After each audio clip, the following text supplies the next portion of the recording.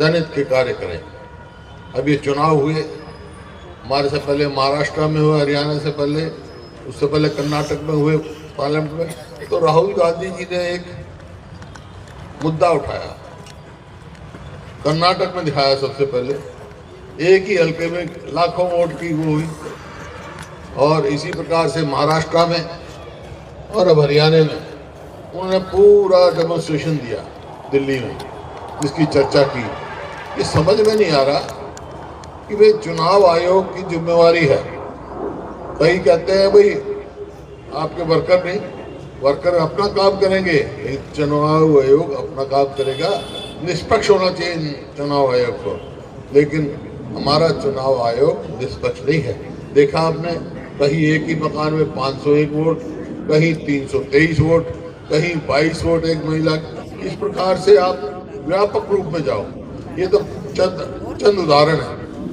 और जहां हमारे एमएलए जीते हैं वहां मार्जिन बहुत था, वहां घटा दिया गया। वो तो मजबूरी में जीत गए, कम कर ही नहीं सकते थे। अब हरियाणा में सबसे ज्यादा वोटों से मैं जीता 72,000 से, कितना कम करते, कम ही नहीं कर सकते थे। तो वहां तो अलग बात है। लेकिन जहां सख्त मुकाबला था वहां जरूर हुई है, इसमें तो दो राय नहीं। आज तक चुनाव हुए हैं जितने, वही जीता है जो पोस्टल बैलेट में जीता है। 90 में से 73 में हम जीते। ये सवाल सारे उठे हैं, लेकिन चुनाव आयोग ने जवाब नहीं दिया, क्योंकि उनके पास है ही नहीं जवाब। अब जवाब हमने एक बात का मांगा, भाई चुनाव हुआ 5 तारीख को, 5 तारीख को 8:34 पे चुनाव आयोग ने कहा कि वोट जो कुल है 61.19 वोट पड़ी %। ठीक है, 6 तारीख आ गई। 6 तारीख को फिर उन्होंने कहा कि वोट बढ़ गई, रातों रात बढ़ गई। कैसे बढ़ गई भाई? 65.65% होगी। और 8 तारीख को गिनती होनी थी, 7 तारीख को रात को 8:34 पे उन्होंने क्या कहा कि 67.90 मतलब 68.7% वोटों का फर्क पड़ेगा। ये कहां से आ गई? रातों रात मशीन ने कैसे वोट बढ़ा दी भाई? तो ये शक की है। इसी वास्ते हमने कहा है कि पारदर्शिता नहीं है, चुनाव आयोग निष्पक्ष नहीं है। वोट लिस्ट बनाने में, फिर वोट डालने में, भाई निष्कर्ष तो ये है, खाली वोट की बात नहीं है। हरियाणा में तो हमारी सरकार चोरी कर ली, सरकारी चोरी करके, क्योंकि लोगों की चोरी नहीं, लोगों से कोई कमी नहीं। लोगों ने 36 बिरादरी ने पूरा साथ दिया, लेकिन चुनाव आयोग किसी बात का जवाब नहीं दे पा रहा है। तो इस वास्ते राहुल गांधी जी ने एक कार्यक्रम दिया है आज।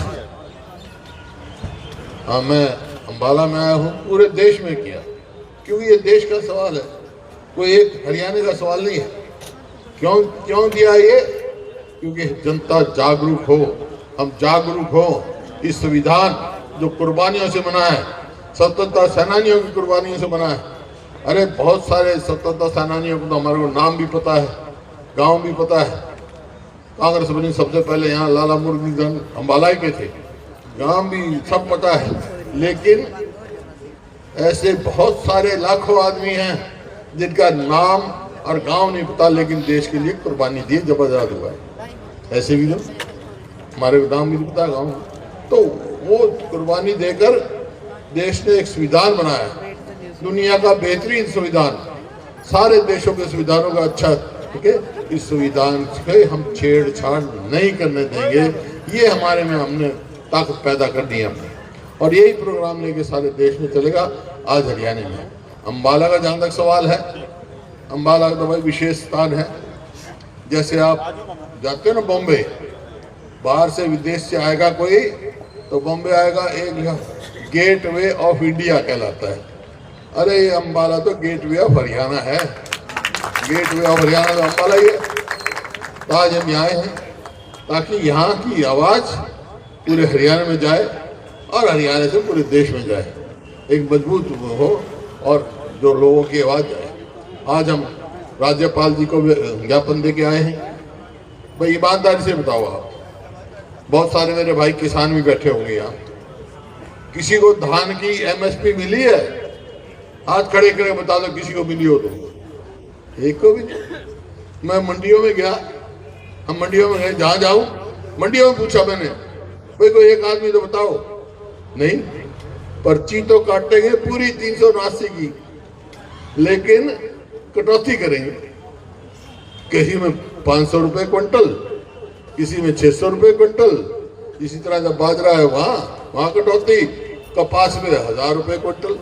ये सरकार कहती है हम एमएसपी 24 फसलों को देते, 24 फसल तो हरियाणा में होती नहीं, कौन सी 24 फसलों को देते भैया? तो ये हमने ज्ञापन दिया है राज्यपाल जी को कि बड़ा भारी घोटाला हुआ है धान की खरीद में, उसकी जांच की दीजिए और कंपनसेशन दिया जाए किसान को, कम से कम 1000 रुपया प्रति क्विंटल दिया जाए, कंपनसेशन बोनस दिया जाए, तभी हम आगे चलेंगे। कितना नुकसान हुआ बारिश से। दूसरा हमने किया है कानून व्यवस्था पे।